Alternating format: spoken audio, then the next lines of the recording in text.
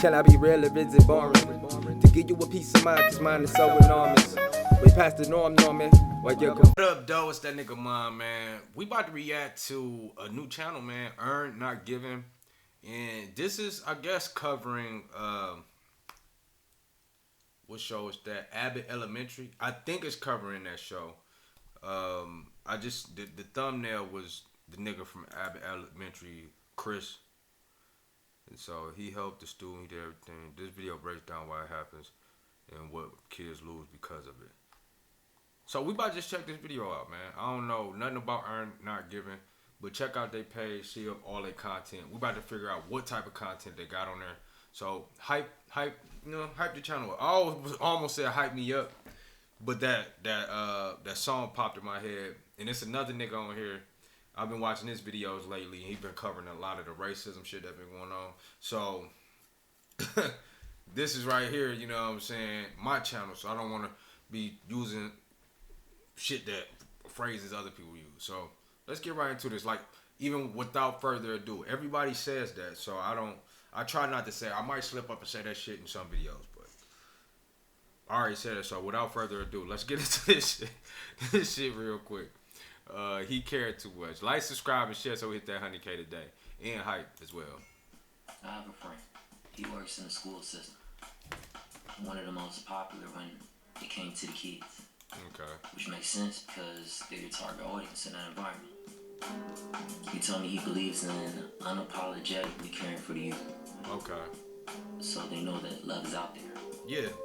Not just at home. But if they even have it there. Yeah, if they have it there. But because of that, the people who love them also. I remember that episode of Different World too. And I understood exactly what they meant. I watched a colleague of mine stop in his tracks as one of the students, a little black girl, hugged him before running to follow her classmates out the room. As he looked over, he caught eyes with his superior watching him. And he was terrified. It wasn't because of what he did. It was because of what might happen next. Oh, my bad, y'all.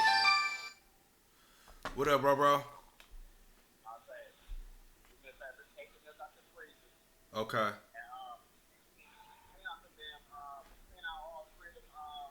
Litter boxes. All right. All right. Litter boxes, toilet. Okay. Let me get back into this. Sorry, y'all.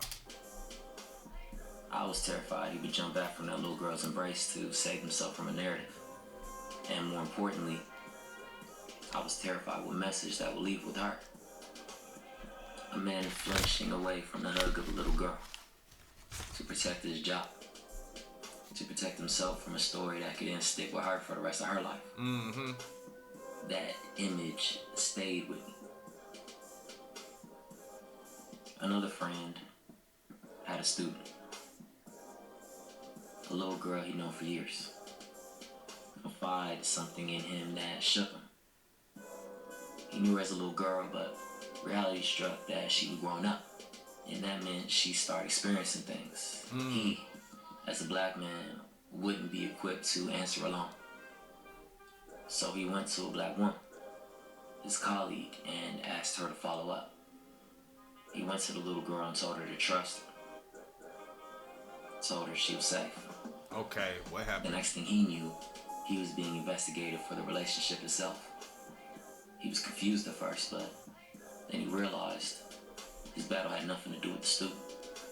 It had to do with litigation, with liability, with an institution that decided at a certain point that he was no longer qualified to care for a child, even though the child had already qualified him herself by running to him in the first place. And nobody followed up on the girl. She moved on knowing she trusted someone. And it did not happen. And got in trouble for it. Whatever she was carrying, she's still carrying it. Today. Unresolved. Today. Into her adolescence. Into her adulthood. That is a failure on everyone involved. This is a reality for black men. Yes, it is a reality, man. Like, just in the general sense, I could be walking up the street. Little kids in general, little kids say hi to me. I say hi back. But back in the day when I was a kid, older people would say hi to you. It wasn't no malice behind it. It was just, hey, what's up, little man? How you doing, man? You know what I'm saying? And motherfucker went on about their day.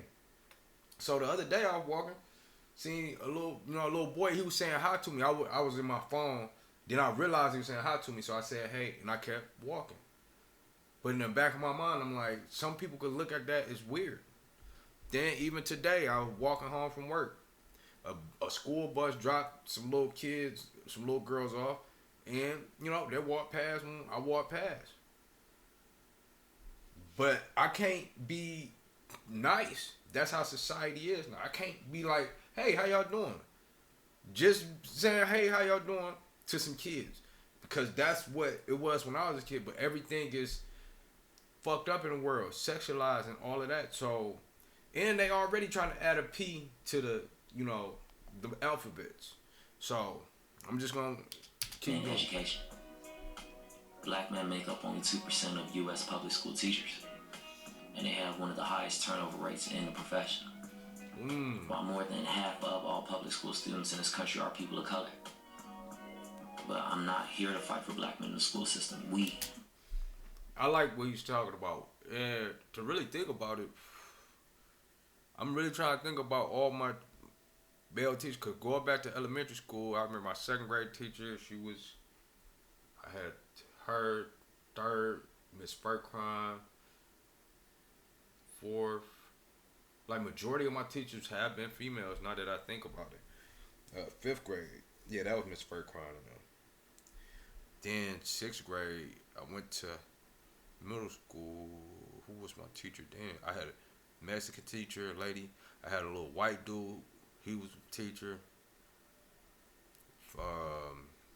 Still majority women. Went to high school. Yeah, I only had like 2 or 3 male teachers in fucking middle school. High school. Damn, that is crazy. Majority females. He's right. And black men, like, I only remember one black male teacher I had. Like, no, 2 of them, because I remember in 4th grade I had a teacher named Mr. Thomas. And, like, he was, like, a staple in my life at one point in time, because that was the only person I knew I could go get some money from when I turned, like, when I went to high school.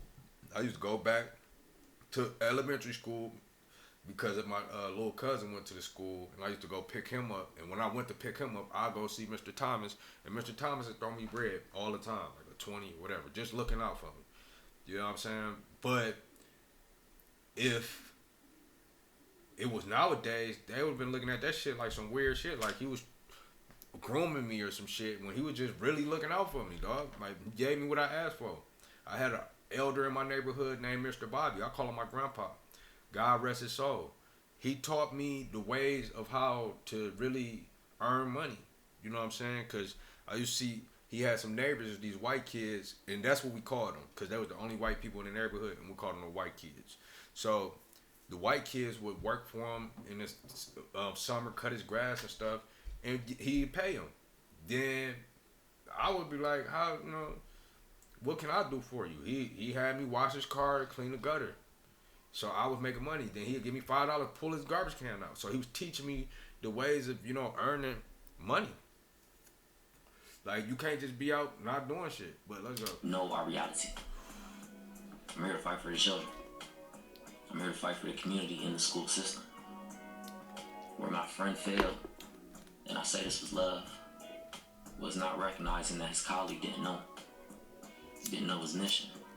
He was operating like he was in a community when, in reality, his workplace was built on an entirely different foundation. One built on individualism. One that doesn't protect the person who steps. My thing is, he didn't give too much context of what the issue was with the young girl. It could have been something sexual. It could have been something. She would have been getting bullied. But I don't believe he would have went to the other teacher about no shit like that. Bullying, he could have just, reported that or some shit. But he could have reported the some other the SA type shit too. Forward. It investigates them. And that's the core of what I want to talk about. Because individualism and community aren't just personality differences, they're cultural frameworks, and they don't carry the same history. African culture and Black American culture that grew directly from it was built on collective responsibility. Yep. That wasn't a great choice. But AAA car insurance is a great choice. Reverse it! And we got this collective responsibility type of mindset. Yet, you know, maybe because we've been taken as a collective, we've been targeted as a collective, so we have to have that type of mindset. 70% off. Nordstrom Rack's got 'em. Shop online, pick up in store the same day for free. When you grew up on that, they call your elders uncle and auntie, Facts. even when there's no blood between you. Facts. You consider your friends your cousins. You take care of children that don't belong to you because belonging was never the standard. Facts. I got raised by people I didn't belong to. I wasn't a blood, but they my family. You know what I'm saying? So this is all facts. Black people, I don't know what it is. Like there's so many black people I know where one kid, his family been on some bullshit. He come over, spend the night, and they recognize his plight or whatever the fuck he's going through. Come on, you can come stay with us. I done seen this. When I was young, my mom used to kick us out. I used to go over a friend's house, and they used to take me in. So I had, you know, that different experience than everybody else. So I can understand exactly what he's saying. So I do have that mindset of calling motherfuckers fam. I'll be like, what up, though, famo? What up, fam? This, that, you know. So, yeah, you're right. Responsibility was. Research The confirms village. what a lot of us So argue. so the village low-key still live. It just live with misdirection. Lived that during slavery, even as everything was stripped away, language, family, identity, those communal bonds survived. Obligations that started with family got extended to fellow slaves, to their children, to strangers who became family because survival demanded it. That structure is what held people together through something designed to destroy. But when the Great Migration happened, when black families moved north seeking something better, they walked into a different cultural system. Yeah, in a different type of racism too. Cause I talked to my elders. Had to been like the beginning of this year, or it may have been like it was beginning of this year, and they told me like how the racism was up north versus how it was down south. Down south, it was obviously it still is more open than up north. Up north, they real subtle with it. So us being northerners and recognizing the subtleties of their racism, we can see it. You feel me? And it's like being in the Twilight Zone when you around white people and, you know, or people are just other, well, not people, because somebody could be Mexican and still see what I see. But if I'm with this white person, they ain't never experienced the type of racism we both have experienced. So it'll happen.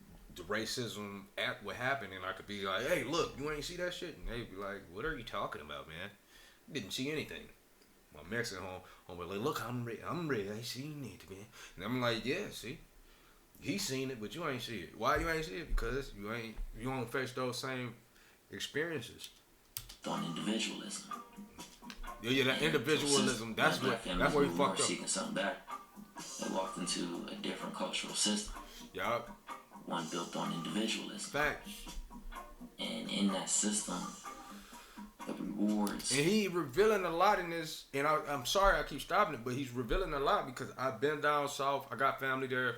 I just figured out I got family in Arkansas, and it's a place called Arkansas Park where where my ancestors had a slave rebellion and they was killing slave masters and shit like that. So it's like, bro, culturally, I'm just looking at it from a standpoint, they are the nicest down there, bro. Like, the hospitality down there is second to none. Up here, we're not like that. Like, down south, they leave their doors unlocked type shit. Up here, you can't do that, but we do that. Not at my house. My auntie does that, and she has been doing it for as long as I can remember. When I was a little kid, her doors was unlocked.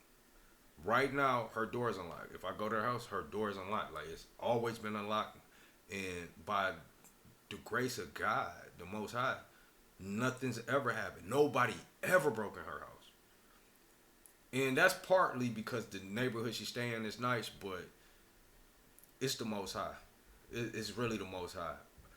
We could do the same thing, but I'm not going to do that. I ain't even about to risk it. Why? Because we in a 2-family flat.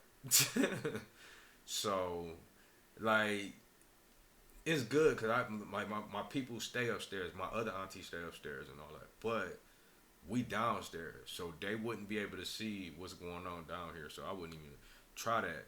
But at least at my other auntie house, somebody was always home. So by the grace of God, that was happening, and nobody purposely did it, like, was there. So that's why we really connected to the Most High on a different level. For a community didn't exist. The infrastructure for it didn't exist. And slowly, that foundation started to erode. Individualism in America was never a neutral vibe. It was built into the legal, economic, and institutional fabric of this country, and it's always served some people better than others. Hint, hint. Researchers have documented how whiteness as an institution relies on individualism to sustain itself. When racism gets framed as individual behavior, one bad person doing one bad thing, it lets the systems underneath go unexamined. It lets people say, I'm not racist, while structures they move through continue to produce the same outcomes. And capitalism runs the same play. That Capri so clean. I'm sorry. Continue to produce the same outcomes. Why that nigga in the back look so young, bro? He look like his best friend. The nigga over here looking like, bro, hey, he lucky I'm a cop. Look, I chose this life because I could knock your motherfucking head off. Bitch ass motherfucker, you. He looked like, I would say, not Brad Pitt, Leonardo mixed with, what's the guy that played the Joker? Heath Ledger. Mr. Heath Ledger, Leonardo. I'm sorry. I'm not racist, while structures they move through continue to produce the same outcomes. And capitalism runs the same play. When a school system has to choose between a child's well-being and its legal liability, capitalism decides. Not the community. Not the teacher who knew the child. Look at this, man. That's crazy. The institution. Early 90s. It's not an accident. That's the design.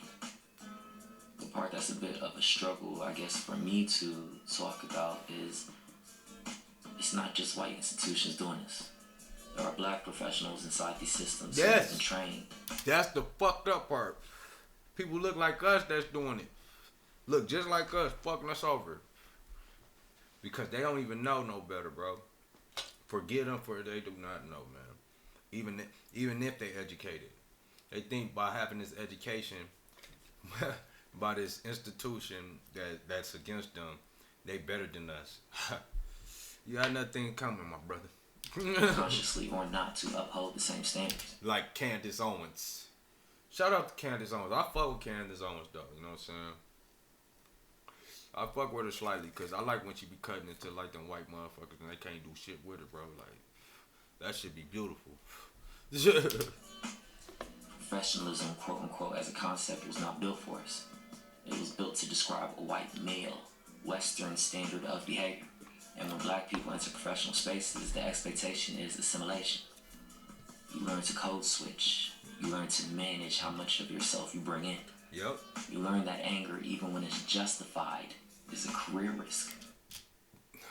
And this right here, this what I learned from the white man. Shut the fuck up. And I don't mean that no nigga don't speak on bad injustices. I mean like when you in social circles, don't talk. Observe. Look at what's going on and see how, what's the best way to maneuver through this. Not on no code switching shit or how you gonna talk. Cause you don't have to talk. Because they're gonna be trying to analyze you.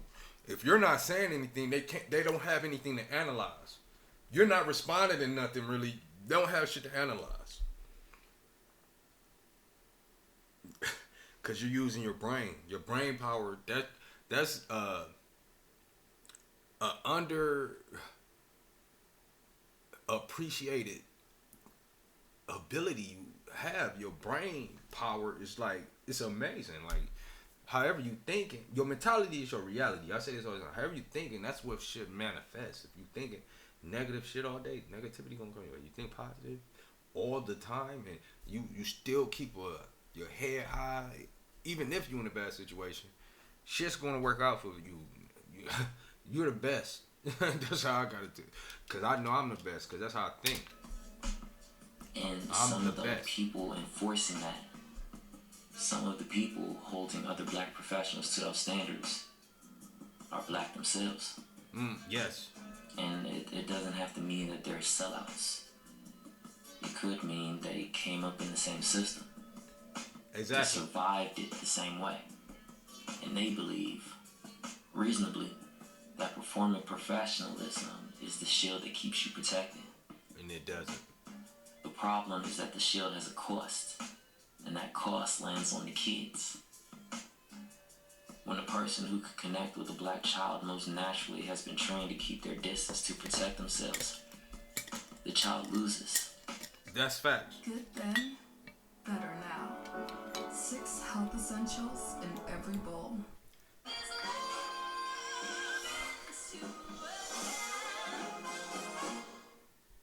Every time.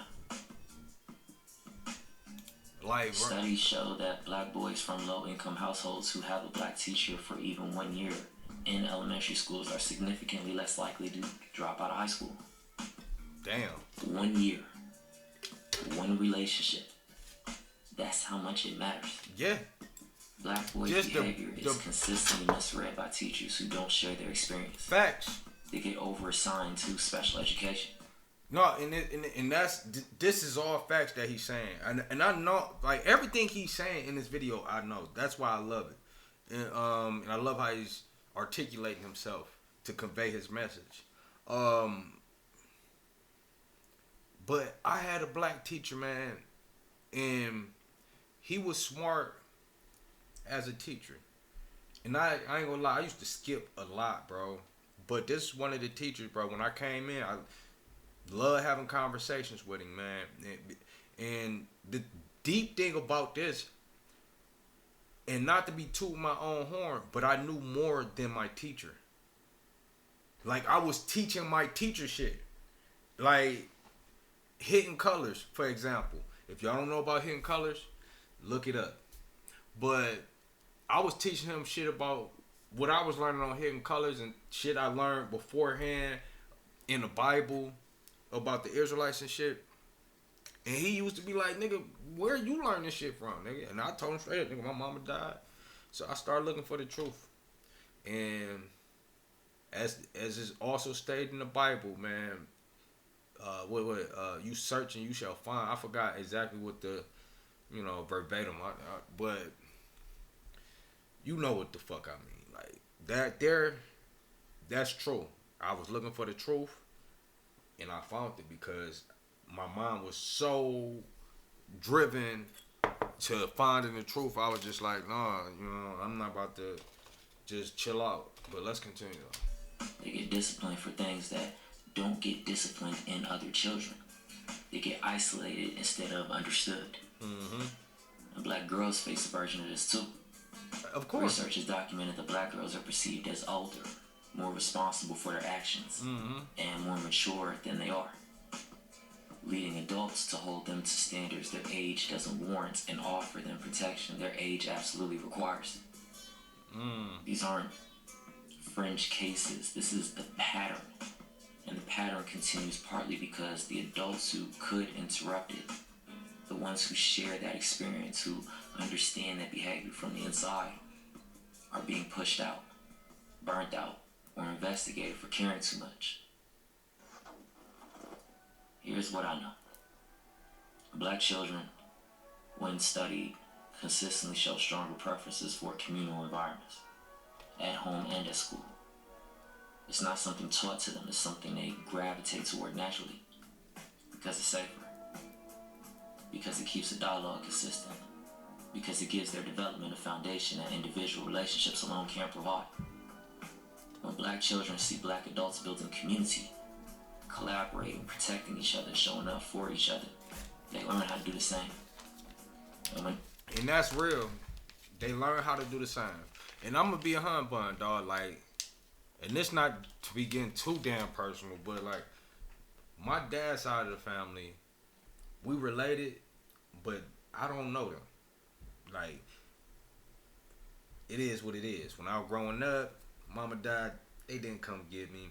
Daddy died when I was 18, so they didn't have a reason to come get me. Cause in our families, most black families, when you turn 18, you on your own. You know what I'm saying? So my mama taught me that from growing up. Like, nigga, when you turn 18, you're, you know what I'm saying, you on your own. So when she passed away when I was 15, I was living with somebody else, and I didn't rely on nobody because, shit, I was getting checks because when my mom's passed, I was getting checks every month. So I would get my checks. I'll be able to, buy a few clothes or whatever the fuck. And that was cool. But I was essentially taking care of myself. And, I didn't have nobody telling me to go have this family gathering and shit, So it's kind of crazy. My uncle ended up trying to fuck with me now. Now, that was when I was 15. I'm 35 now, so that's a long time to be like, hey, let's be cool now. But, and it's not me having no issue with them. Like, oh, yeah, Woundie Wound, y'all wasn't there. Because at the end of the day, they didn't hold no responsibility for me. My father, him passing away, that ain't really had nothing to do with it. He was in the Philippines and all that shit. So, when he would call, whatever, it was that. But I ain't really know the nigga like that. So, they didn't fuck with me like that. And so, in my mind, it is what it is. So, I don't have a mindset of what he's explaining in this video because I didn't grow up with that. The people I grew up around there, they had family reunions and shit. But obviously, I wasn't family. It was just me at a gathering. You know what I'm saying? So, it's just real. If you grow up in those type of situations, you will have a mentality for that or affinity for it. But me, I don't have that for my family because they never was around. They never took me in or, just picked me up when I was a kid. So, yeah. They watch black adults refuse to do that. They learn that too. Yeah. And I learned that, but I don't have that same mindset. Even though I broke all that shit down, I don't have that same mindset where I'm not going to be there for my nephews or whatever. If, I don't want none of that shit happening. Like, how my mom's passed, but and my pops passed. But if something like that happened, I'm taking care of my nephews. I'm taking care of my nieces. You know what I'm saying? I'm not about to be on no deadbeat family shit. You feel me? Because that's my family. You know what I'm saying? That's how I look at it. The issue is never whether the community works. The issue is that the institution running the schools was never built around it. So we have teachers like my friend, people with genuine relationships, genuine investment, genuine love for these kids, operating inside a structure that treats love like a liability. Yeah, it is though. And we have children growing up with unresolved questions, unresolved pain, and it's really a liability because the people mostly that get caught for this shit is white people.